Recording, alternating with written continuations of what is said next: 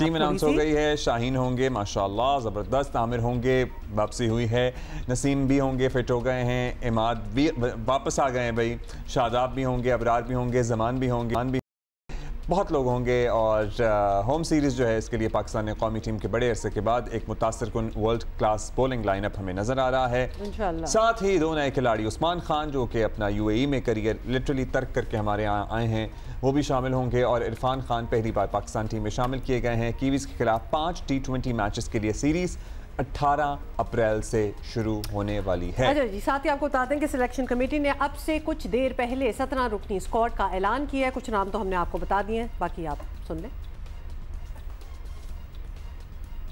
के लिए अभी हमारे पास जो मिनिमम मैचेस हैं हमने उसको मदे हुए बेहतरीन टीम जो है वो तश्कील दी है। इसमें कोच का भी इनपुट था और इसमें कप्तान का भी इनपुट था। तो मैं पहले टीम अनाउंस कर देता हूँ।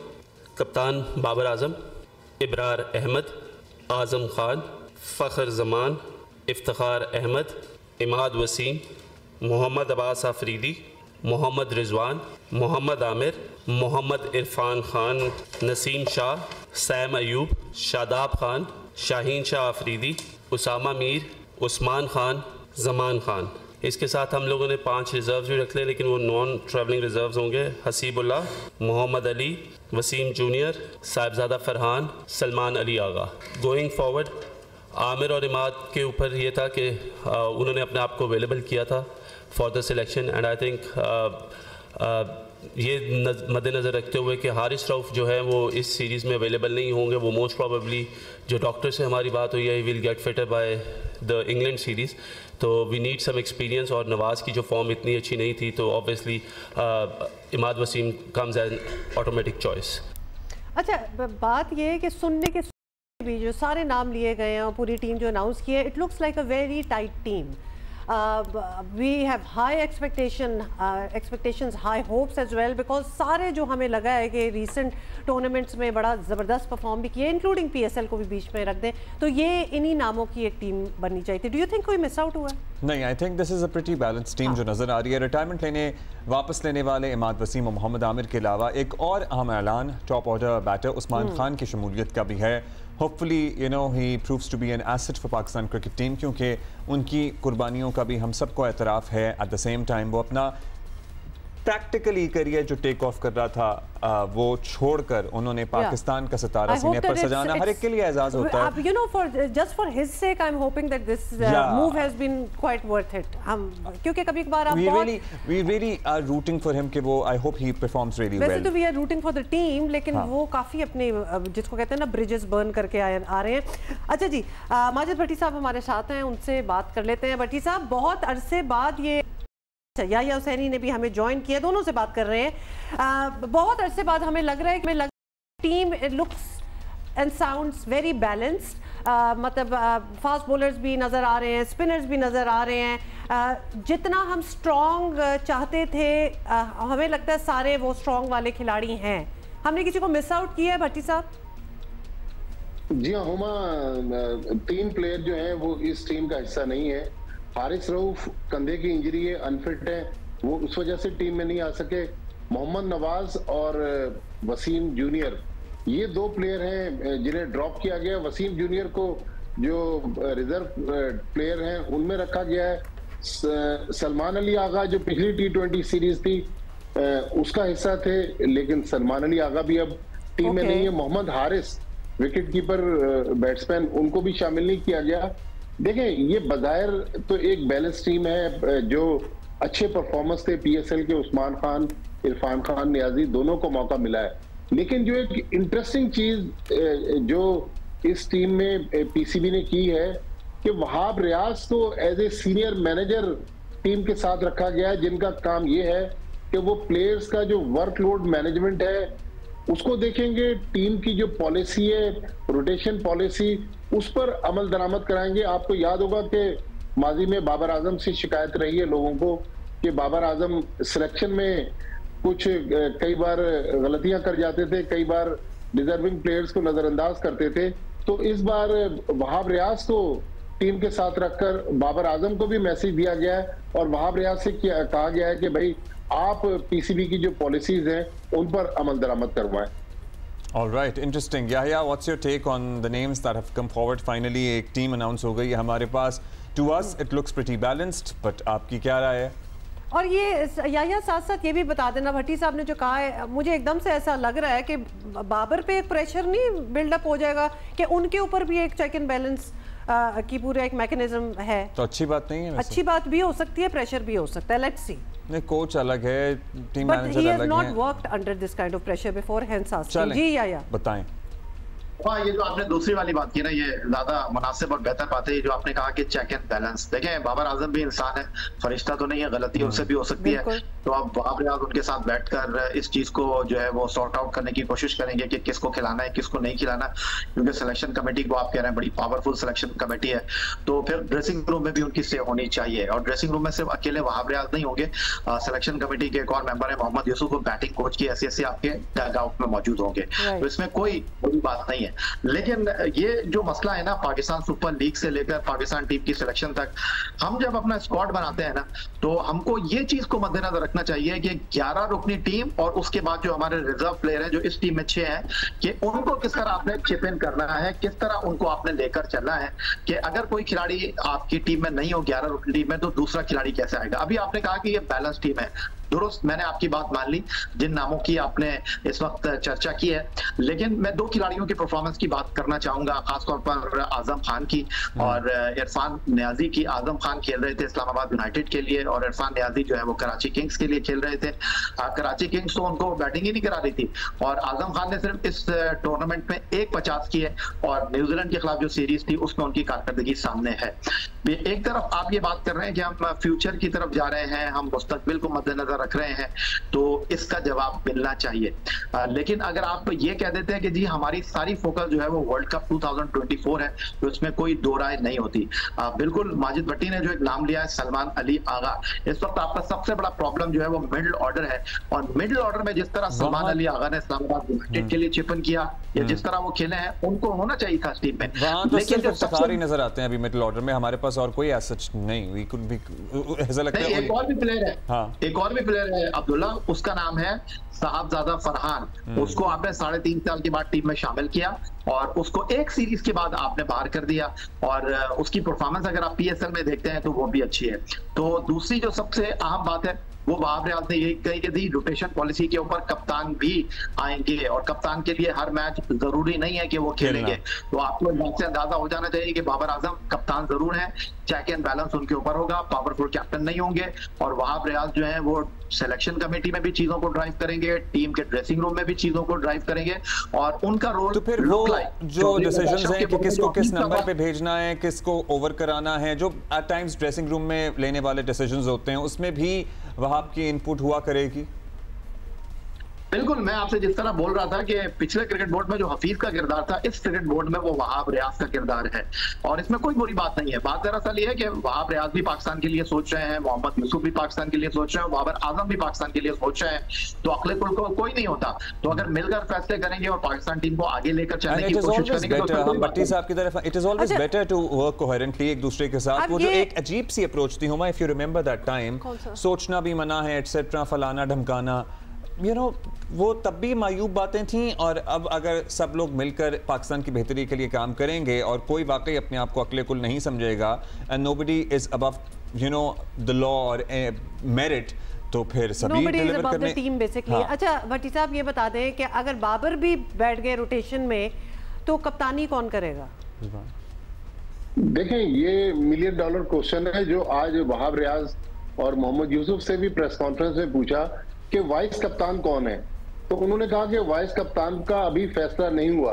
तो मुझे नहीं लग रहा कि बाबर आजम जो है उनको आराम दिया जाएगा. अगर आराम दिया जाएगा तो फिर क्या कप्तानी शाहीन शाह अफरीदी करेंगे, मोहम्मद रिजवान करेंगे, शादाब खान करेंगे? पीसीबी को अभी इस बारे में मेरा ख्याल में पीसीबी भी क्लियर नहीं है. तो लग ऐसे रहा है कि ये मुझे बताएं क्या होता है. क्या ये भी हो सकता है कि भाई बाबर तो बैठ गए हैं, तो किसी मैच में शाहीन शाह अफरीदी कर लें, किसी मैच में रिजवान कर लें, या फिर there has to be a vice captain to the team? मतलब इस तरह तो सारे ही अपनी बारियां मांगेंगे.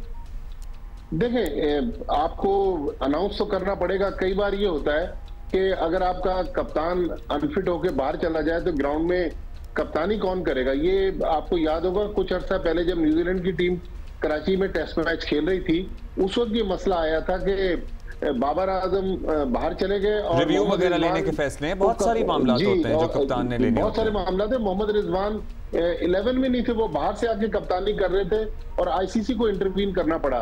तो इस बारे में भी क्लैरिटी अभी आना बाकी है, लेकिन मेरे ख्याल में एक देखें तो एक बैलेंस टीम बनी है। हम बार बार ये कहते हैं कि नौजवानों को मौका नहीं मिलता, तो नौजवानों को भी मौका मिला है। एक्सपीरियंस प्लेयर जो माजी में शिकायत करते रहे, मोहम्मद आमिर, इमाद वसीम के हमें इग्नोर किया जाता है, उनको भी मौका दिया गया है। ये बेसिकली चूंकि वर्ल्ड कप से पहले निस्बतन पाकिस्तान की आसान होम सीरीज है, उसके बाद किन लोगों पाकिस्तान के में लिए ये सीरीज जो है ना, वो अभी हम क्या उस स्टेज पे आ गए हैं, या फिर किन लोगों के लिए इस सीरीज में परफॉर्म करना जरूरी है for them to be a part of the next series? जैसे कि आजम खान पहले भी पाकिस्तान के लिए बहुत ज़बरदस्त परफॉर्मेंस नहीं दे पाए कभी भी, सो उनके अपने डोमेस्टिक रिकॉर्ड्स एक तरफ और PSL में एक उनकी परफॉर्मेंस एक तरफ। सो क्या who else do you think can be at the risk of losing their job as in this scene? देखिए, बिल्कुल आजम खान, नो डाउट के आजम खान के ऊपर तलवार लटक रही है कि अगर वो परफॉर्मेंस करेंगे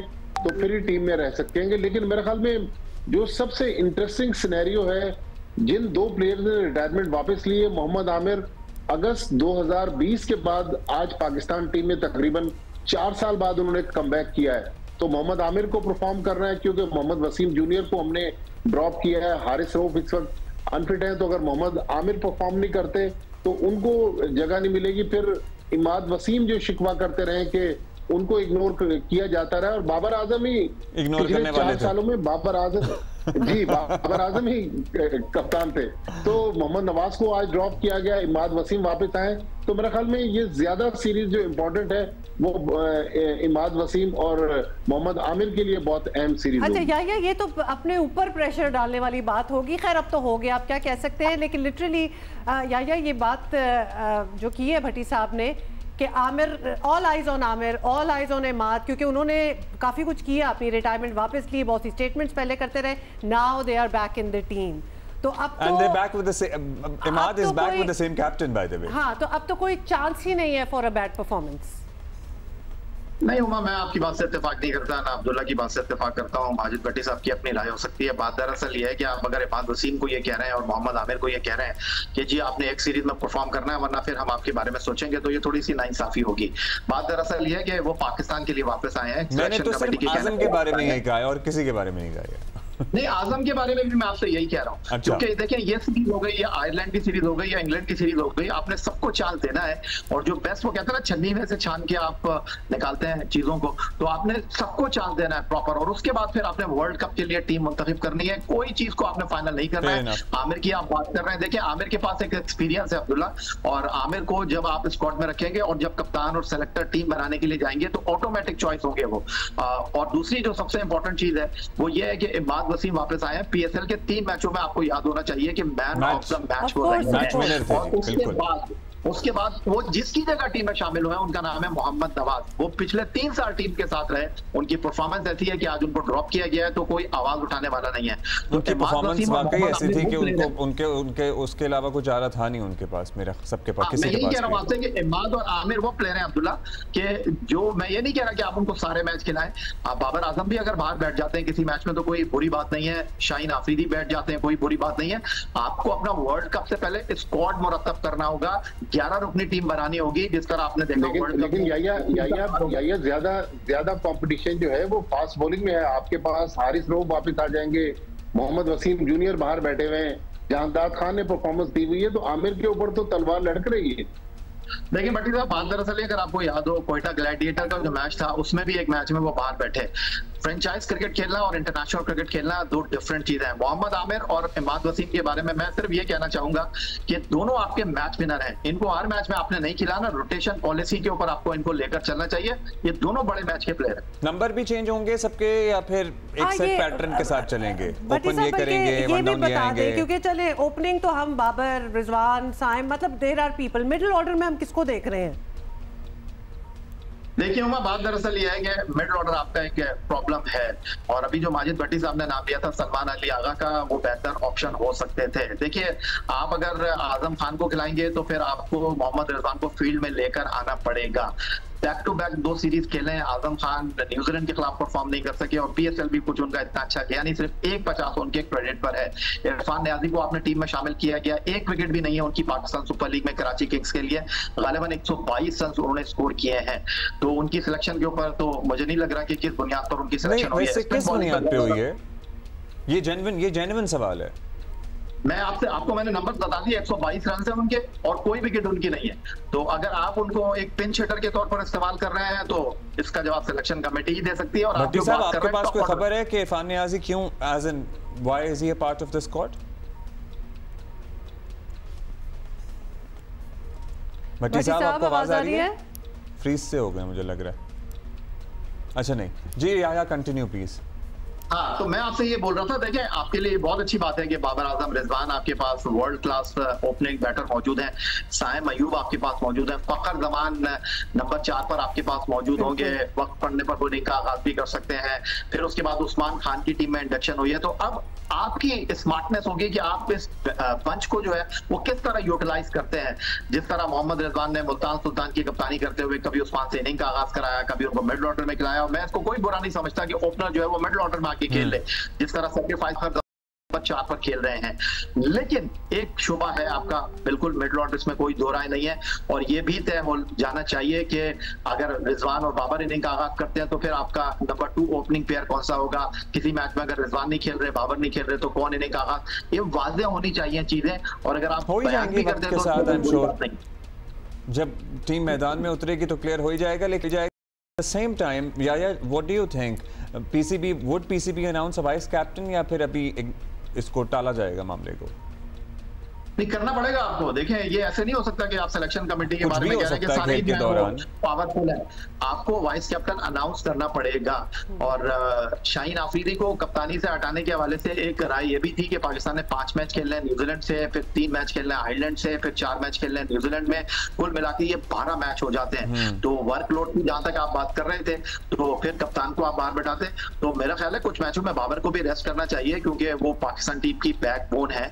और आपको अपने प्लेयर्स को भी खिलाना चाहिए और उनको ये बताना चाहिए कि जी बाबर नहीं खेल रहे तो आप कितनी रिस्पॉन्सिबिलिटी ले रहे हैं। लेकिन सवाल आपका जो है वाइस कैप्टन डेफिनेटली अनाउंस होना चाहिए जी, वाइस कैप्टन के अनाउंसमेंट बेहद जरूरी है। जाए शायद, क्योंकि अभी तो things are still developing. Thank you Bhatti sahab for being with us. Thank you एक माइलस्टोन्स होते हैं, so you were looking forward to, पहले इलेक्शंस होने थे। एक सेकंड ना, मुझे let me complete my thought. मेरे कान में भी ये बोल रहे थे ना, तो कह रहे थे दिखाना है कुछ। फिर पीएसएल हुआ, फिर रमजान आ रहा था, वो हुआ, अब ईद हुई, तो there are milestone, we are all looking forward to something. छोड़ें आप, ये देखिए, ये हुआ जी कल का डिनर जिसमें आप बहुत इंटरेस्टेड थी। So Army Chief, the people, I was interested in the food as well. तो वो किसी ने नहीं बताया। Army chief Syed general Asim Munir के साथ हमारे बॉयज जो कि कारकुल में अपना ट्रेनिंग कैंप करके आए हैं, उनको इशाइया दिया गया। इशाइया डिनर, इशाइया होता है डिनर। हाँ, इशाइया, हाँ, इफ्तार डिनर होता है बिल्कुल। और everybody seems कितने ज़्यादा लोग to be happy and everybody is looking nice, dressed up. Yeah. And relaxed.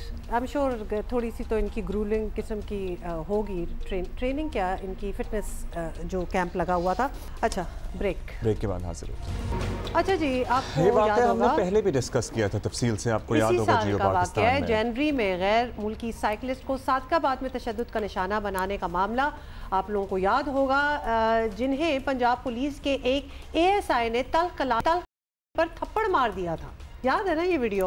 गैर मुल्की साइकिलिस्ट एलेक्स की जानिब से रिकॉर्ड की जाने वाली वीडियो फुटेज जो है उसमें देखा जा सकता है कि एक पुलिस एहलकार उन पर हमला आवर है, और उन्होंने ये वीडियो सोशल मीडिया पे, इनफैक्ट वीडियो क्लिप्स का एक पूरा मोन्टाज बना के सोशल मीडिया पर भी जारी किए थे, जिसके बाद पंजाब पुलिस हरकत में आई और ASI के खिलाफ तहकीकात करके उसे मुअत्तल कर दिया था। अब ये सब कुछ तो हुआ था, अब इस कहानी में पेशरफ्त हुई है। बताएं कि इन गैर मुल्की, और पुलिस ने हमसे भी बात की थी और ये कहा था कि जनाब उसके बाद हमने उन्हें सिक्योरिटी दी और बड़े खुश हैं, बड़े मुतमईन हैं, और वो तो सिक्योरिटी नहीं थी इसलिए परेशान थे, उनके साथ कोई वाक़या हो जाता। अब इन गैर मुल्की साइकिलिस्ट ने हाल ही में एक वीडियो अपने सोशल मीडिया पर अपनी जर्नी की शेयर की है, जिसमें उन्होंने पाकिस्तान में अपने एक्सपीरियंस को शेयर किया है और इतनी शर्मिंदगी हो रही है इन चंद काली भेड़ों की वजह से कि मेरे मुल्क की, आपके मुल्क की, हम सबके मुल्क की बदनामी हुई है। किन की वजह से? इनकी वजह से। इनकी शक्लें आप गैर मुल्की सयाहों ने इस वाक़े की पूरी तफसील इस वीडियो में बयान की है। वाक़े की रिपोर्ट करने में उन्हें जो मुश्किल पेश आई वो अपने आप में एक कहानी है। वीडियो में देखा जा सकता है कि जब वो अपना मसला एक सरकारी अफसर के पास लेके गए तो कोई कार्रवाई करने के बजाय वो उन्हें खुद कह रहा है आप सोशल मीडिया पे डाल दें सारा कुछ। गैर मुल्की सयाहों ने शेयर की गई वीडियो में बयान किया है कि पंजाब पुलिस ने बाद में वाक़े पर पर्दा डालने के लिए इन्हें मुख्तलिफ किस्म के तहाइफ पेश करने की कोशिश की लुभाने के लिए। वीडियो के आखिर में सयाहों का यह कहना है कि उन्हें थप्पड़ मारने वाले एहलकार के खिलाफ कोई कार्रवाई नहीं हुई, बाकी एहलकारों के खिलाफ जो इन्हें हिरासा करते रहे हैं, डंडे लेके इनके पीछे भागते रहे हैं, किसी के खिलाफ कोई कार्रवाई नहीं हुई। पता मुझे अफसोस इस बात का है कि ये ऑलरेडी जब कोई भी टूरिस्ट आता है ना, बेशक जितनी भी खुशी से आपके मुल्क में आ रहे हो, उसके दिमाग में एक वैसे एक प्री कंसीव नोशन होता है, यूजुअली अच्छा नहीं होता। तो वो आता है और उसका दिल ये चाह रहा होता है कि ये नोशन जो था ये क्लियर हो और ऐसी कोई बात नहीं होगी, और फिर ऐसा ही हो, उससे ज़्यादा बुरा हो और बात सीमेंट जाके बताए कि वहाँ तो ना जाना। This is so embarrassing to be honest. यहाँ हम अपना टूरिज्म फैलाने की कोशिश कर रहे हैं। गोंदल साहब हमारे साथ मौजूद हैं। गोंदल साहब, गैर मुल्की साइकिलिस्ट के साथ जो हुआ था बदसलूकी पर, यह वाक़या 3-4 माह पहले सामने आया था और पुलिस ने दावा किया था, हमारी खुद बात हुई थी कि मुतल्लिका एहलकारों के खिलाफ एक्शन लिया जा रहा है। याद दहानी कराएंगे आपके क्या एक्शन लिया गया फिर उनके खिलाफ? कहाँ? बिस्मिल्लाहिर्रहमानिर्रहीम जी, ये इंसिडेंट जो हुआ था टूरिस्ट के साथ ये कुछ महीने कबल का है और इस पे हमने उस वक्त भी through social media and print media, electronic media बताया था कि what actually transpired as far that incident was concern. Police जो है वो as per security protocol home department को जो है वो is bound to provide security to tourist. Plus ये जो एरिया था ये सिंध के कच्चे के साथ मुंसलिक है और वहाँ पे सिचुएशन आपको पता है कि अभी भी डिस्टर्ब्ड है। तो हमारे लिए बड़ा ये इम्पॉर्टेंट था कि हम अपने टूरिस्ट को मुकम्मल सिक्योरिटी प्रोवाइड करें। इसके अलावा इन 3 टूरिस्ट में से एक टूरिस्ट का ताल्लुक एक ऐसे मुल्क से था जहाँ पे इस इंसिडेंट से पहले 9 पाकिस्तानियों का बेईमाना कत्ल कर दिया गया और जो पाकिस्तानी मर्डर हुए उनका ताल्लुक भी साउथ पंजाब से था। So keeping in view all these things, it was responsibility of Punjab police to provide security to these tourist. जब हमने इनसे बात की तो वहाँ पे इन्होंने सिक्योरिटी लेने से इनकार कर दिया and one of our police officials he lost his temper as well. Police को अपना टेम्पर लूज़ नहीं करना चाहिए। For that matter he was close to police lines, place under suspension and inquiry was conducted और उस inquiry के नतीजे में उनकी जो अप्रूव्ड सर्विस है उसका 2 ईयर्स जो है हमने वो फोरफीट कर ली है। पंजाब पुलिस जो है वो कमिटेड है टूरिस्ट को सिक्योरिटी देने के लिए। इससे पहले भी टूरिस्ट आते रहे हैं, आजकल भी टूरिस्ट आ रहे हैं और इस तरह का कोई इंसिडेंट नहीं हुआ है। इस इंसिडेंट के दौरान भी हमने ASP सादकाबाद वहाँ पे भेजा जिन्होंने टूरिस्ट को ये सारी सिचुएशन क्लियर की। अच्छा ये बताएं, ठीक है ये तो आपने सारा कुछ एक्सप्लेन कर दिया है। साइकिलिस्ट की ताज़ा वीडियो में उनका इल्ज़ाम है कि उनकी सुनी नहीं गई थी उस वक्त और पुलिस ने कागजी कार्रवाई से आगे कुछ नहीं किया था, तो ये वो बड़े कैटेगोरिकली कह रहे हैं। अगर ये इल्ज़ाम ठीक नहीं है तो क्या पंजाब पुलिस को एक बार फिर इन साइकिलिस्ट से रब्ता करके वजाहत नहीं करनी चाहिए कि एक्चुअली क्या हुआ था और क्या नहीं हुआ था? देखिए जी, जैसे मैंने पहले एक्सप्लेन किया आपको कि इसके ऊपर पुलिस ने एक्शन भी लिया। ASP और AC सादकाबाद गए, they had a meeting with 2 tourist और उन्होंने फिर सिक्योरिटी लेने पे आमादगी भी का इज़हार कर दिया। जो पुलिस ऑफिशियल्स थे उनके बारे में इंक्वायरी की गई और जो उस पर हमें गिल्टी लगे, the one who lost his temper and misbehaved with the tourist, he was placed under suspension. उनकी इंक्वायरी हुई, इंक्वायरी के नतीजे में उनकी पनिशमेंट भी हो चुकी है और पनिशमेंट अवार्ड होने के बाद ऑर्डर बुक भी हो चुकी है। So we have already taken action against them and then there are briefing sessions as well which we conducted regarding के how police they have to behave with the tourist और जहाँ पे इस तरह की जहाँ लगे कि किसी सीनियर ऑफिसर को इसमें इंटरवीन करना चाहिए तो उसके लिए भी हमने एक मैकेनिज्म जो है एस्टैब्लिश किया। नहीं, डेफिनेटली वीडियो में भी एक्चुअली है कुछ जिन लोगों ने मदद की उनकी तारीफ भी है। अच्छा और एक ज़रा वजाहत कर दीजिएगा। अच्छा। साइकिलिस्ट जो उन्होंने कमेंट भी किया है, तफसील भी लिखी है, पोस्ट भी लिखी है, उन्होंने कहा जी ये ज़रूर बात पूछी जा रही है कि सिंध, कराची ज़ाहिर है और दीगर सिंध के अंदरूनी सिंध के इलाके, शुमाली इलाका जात में उन्हें ना पुलिस सिक्योरिटी ना प्रोटोकॉल की ज़रूरत महसूस हुई, ना उन्हें दिया गया। सो क्या हालात हैं जनूबी पंजाब के ऐसे कि स्क्वाड के बगैर नहीं जी ट्रैवल कर सकते? और उन्होंने टूरिस्ट ने खुद नहीं मांगी थी ये सिक्योरिटी, मतलब उन पे थोपी जा रही थी। पुलिस को शायद एहसास हो रहा था कि नहीं इनको ज़रूरत है। देखिए जी, अगर आप उनकी वीडियो देखें जो हमारे जो वीडियो है, उनको सिंध में भी सिक्योरिटी दी गई थी एंड परहैप्स सिक्योरिटी का जो मैकेनिज्म होता है टूरिस्ट का, वो समझने की बात है कि हर डिस्ट्रिक्ट जो होता है वो अपनी बाउंड्री तक उनको सिक्योरिटी देता है और फिर the new district has to come और उन्होंने सिक्योरिटी प्रोटोकॉल को इन्फोर्स करना है अपने रिस्पेक्टिव डिस्ट्रिक्ट में। The same happened in Sindh, the same happened in Punjab as well. As far as ये आप साउथ पंजाब की बात कर रहे हैं तो you know it's a tribe border, यहाँ पे कच्चे का एरिया है जहाँ पे अभी सिंध पुलिस ऑपरेशन कर रही है, उस वक्त भी ऑपरेशन चल रहा था। पंजाब पुलिस ने एक वहाँ पे ऑपरेशन पहले कंडक्ट किया हुआ था और ये वो एरिया है ट्राइब बॉर्डर होने की वजह से जो कई दफ़ा बड़ा डिस्टर्ब हो जाता है ना सिर्फ पाकिस्तानी सिटीजन्स के लिए। और जब टूरिस्ट आएँ तो हमारी रिस्पॉन्सिबिलिटी बनती है कि हम उनको ऐसा सेफ़ एंड सिक्योर्ड इन्वायरमेंट दें कि वो पाकिस्तान में अपने सफ़र को इंजॉय कर सकें। अपना मौक़िफ़ है, लेकिन उन्होंने कैटेगोरिकली ये लिखा है कि उन्हें किसी किस्म के स्कॉट की ना ज़रूरत महसूस हुई ना उन्हें दिया गया था सिंध में। ये उनकी स्टेटमेंट है जो हम पढ़ रहे हैं यहाँ से और यहाँ रिपोर्ट कर रहे हैं। इट्स डिसअपॉइंटिंग कि देखिए अच्छा भला काम एक चल भी रहा होता है, कोई एक दो लोग होते हैं कि इस किस्म की चीज़ करते हैं। हम कहते हैं ना काली भेड़ों का हम जिक्र करते हैं पुलिस में, तो ये वही हुआ है। अच्छा, एट द सेम अच्छा टाइम काम हो रहा और कुछ लोग आके पाकिस्तान आपको पता ही है एक इंतहाई मेहमान नवाज मुल्क है, तो ये लोग भी उससे इम्प्रेस हुए बिना नहीं रह सके। सो उन्होंने अपने लोगों के साथ जो उनके इनक्रेडिबल एक्सपीरियंसेस हैं, बेहतरीन तजर्बात रहे हैं, इंटरेस्टिंग लोगों से मुलाकात हुई, लोग हमारे कितने वेलकमिंग होते हैं, खाना खिलाते हैं, ख्याल रखते हैं, चाय पूछते हैं, पानी देते हैं, वो उन्होंने कहा जी हमारा बेहतरीन रहा। जहाँ जहाँ भी हम लोगों से मिले हैं it has been incredible. Punjab में ट्रैवल करने का तजर्बा जो है वो उनके लिए गैर मुनासिब रहा है। ओवरऑल उन्होंने पंजाब लिखा और साथ ही उन्होंने कहा है कि गवर्नमेंट को चाहिए कि पुलिस को ट्रेन करे कि ना सिर्फ टूरिस्ट बल्कि लोगों से वो जो थाना कल्चर की बात होती है, लोगों से पेश कैसे आना है। एंड सैडली उन्होंने ये भी कहा है कि उनको ये गारंटी दी गई थी कि पुलिस उसके बाद एक इंसिडेंट के बाद उन्हें तंग नहीं करेगी, उसके बाद फिर एक पुलिस स्क्वाड ने उनको टक्कर मारी। उनको वो मेमो नहीं पहुंचा होगा ना कि इनको तंग नहीं करना, बट या अदरवाइज हमारी मेहमान नवाजी से तो सभी इम्प्रेस होते हैं, तो ये लोग भी हुए। ओके, एक और खबर आपको बताएं कि मलाला फंड की सरबराह मलाला यूसुफजई का वज़ीर आज़म शहबाज शरीफ को एक ख़त आया है, नेक तमन्नाओं का इजहार भी है। उसमें मलाला यूसुफजई की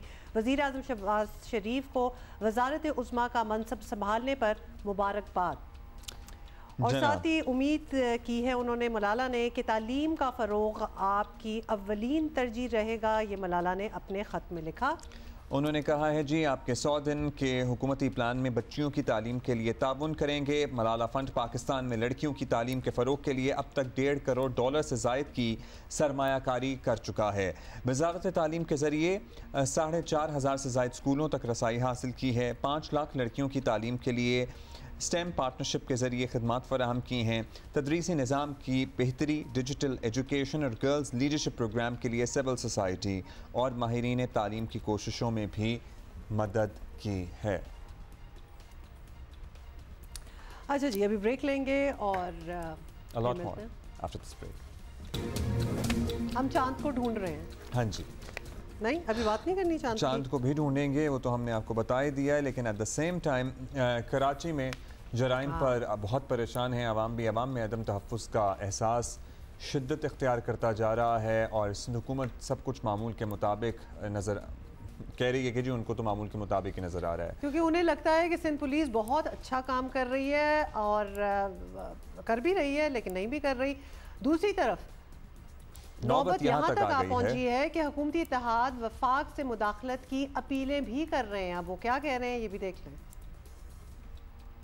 बिलावल भुट्टो साहब से भी दरख्वास्त की है मैंने कि वज़ीर दाखिला और वज़ीर आला को कहें कि इस पे फ़ालियत के साथ देखिए मैं पीपल्स पार्टी पे ये इल्ज़ाम तो नहीं लगा रहा कि वो ये करवा रही है, लेकिन इसको ये जराइम होने से रोकना उन्हीं की जिम्मेदारी है ना। मोहसिन नकवी साहब से मैंने रब्ता करने की कोशिश की थी, बावजूद नहीं हो सका। उम्मीद है कि कल सुबह उनसे मुलाकात होगी तो हम उनके सामने ये मुतालबा रखने जा रहे हैं कि आप तशरीफ़ लाएँ कराची, वज़ीर आला सिंध साहब के साथ बैठें, DG रेंजर्स हों, पुलिस के अहलकार हों, इंटेलिजेंस के हुक्काम हों और कराची से मुंतखब तमाम लोगों को बुलाएं, वो किसी भी जमात से ताल्लुक़ रखने वाले हों, मेयर कराची को बुलाएं और कोई सिस्टम तरतीब दें।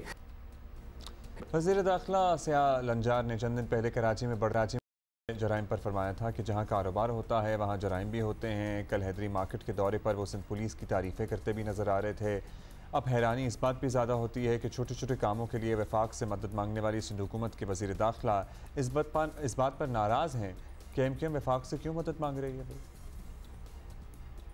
ये एक सस्ती शोहरत वाली स्टेटमेंट्स दे और कि हम पब्लिक में दोबारा रिगेन करें, तो हर किसी का राइट है वो इस किस्म की स्टेटमेंट्स देता फिरे। जिन दौर में एमकेएम के दोस्त हमारे वज़ीर दाखिला थे, उनके दौर की आप निकाल लें क्राइम रिपोर्ट्स और आज की क्राइम रिपोर्ट्स निकालने आपको वाज़े फ़र्क नज़र आ जाएगा। फ़ौज वाले पर यह कहूँगा कि देखें, अंडर द कॉन्स्टिट्यूशन एक तरीक़ेकार है और प्रोविंशियल असेंबली वो कॉल करती है उन हालात में जब जंगी हालात हों।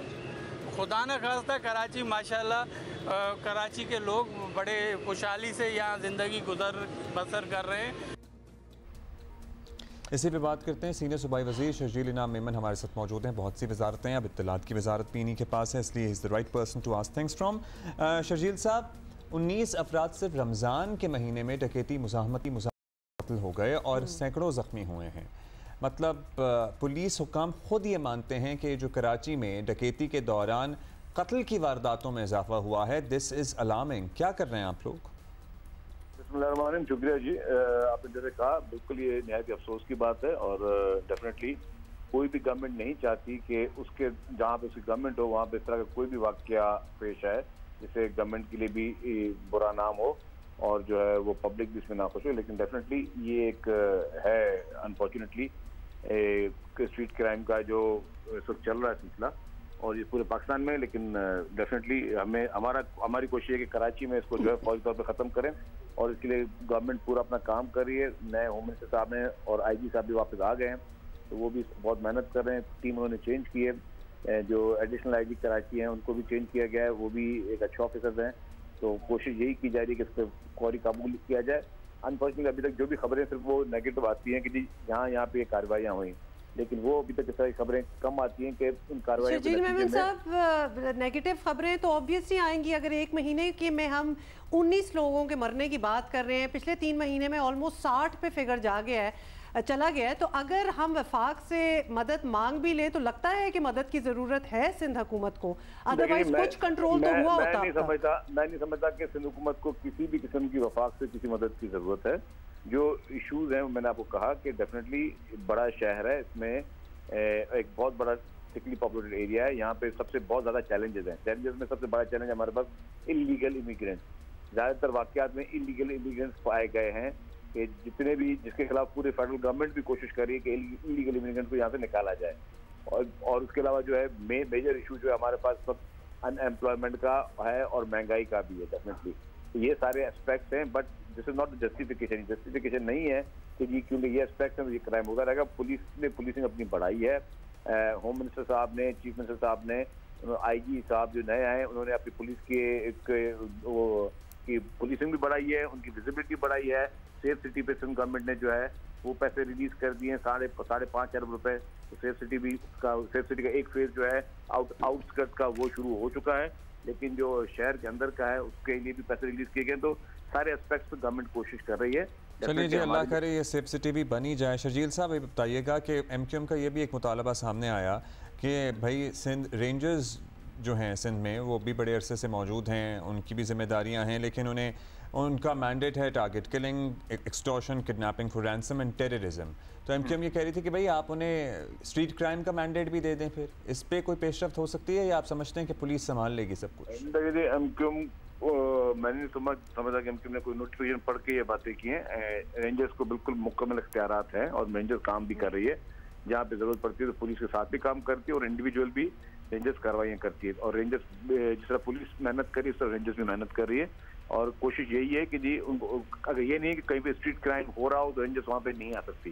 बिल्कुल ये रेंजर्स को भी वही इख्तियारात हैं जो पुलिस के इख्तियारात हैं। पुलिसिंग के ही इख्तियारात कराची में जो रेंजर्स को दिए गए हैं और दोनों इदारे मेहनत के साथ काम कर रहे हैं। शर्जील साहब ये हमारी भी अंडरस्टैंडिंग थी, लेकिन जब रेंजर्स हुकाम से रब्ता किया तो वो कैटेगोरिकली ये कहते हैं कि हम स्ट्रीट क्राइम में नहीं इन्वॉल्व हो सकते, क्योंकि अगर हम पकड़ लें तो 24 घंटे हम रख सकते हैं किसी को, 25वें घंटे अदालत उसे इस बेसिस पर छोड़ देती है कि आपको रेंजर्स ने पकड़ा है। So would you discuss this with CM?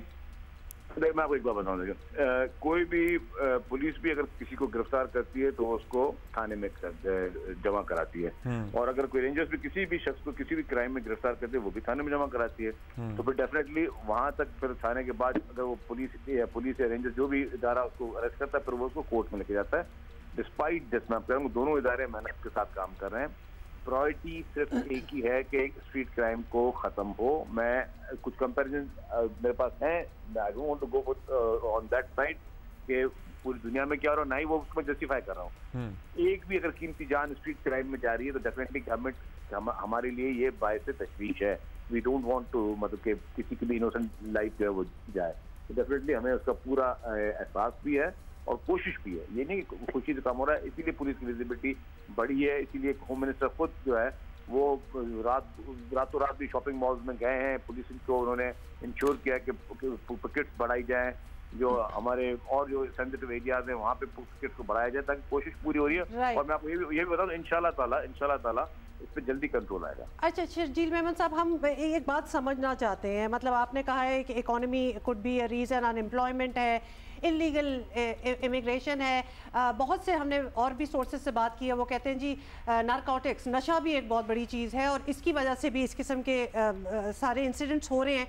2008 से आप लोगों की हुकूमत है, हम सिर्फ एज अवाम एज शहरी ऑफ इस शहर के हम समझना चाहते हैं कि क्या काम हुआ है अब तक कि कोई बेहतरी आ सके।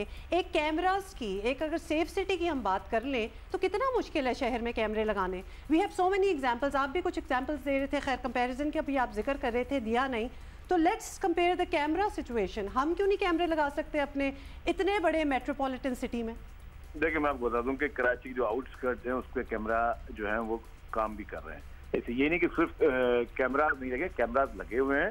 सेफ सिटी के जो स्मार्ट कैमराज हैं उसके लिए वो प्रोजेक्ट जो है उसके लिए चीफ मिनिस्टर ने पैसे रिलीज किए हैं। कराची में आपने देखा होगा कि बाकी जगहों पर भी जो वाकयात होते हैं तो आपको सीसीटीवी कैमरा की मदद से ही काफी क्राइम जो है वो डिटेक्ट हुए हैं।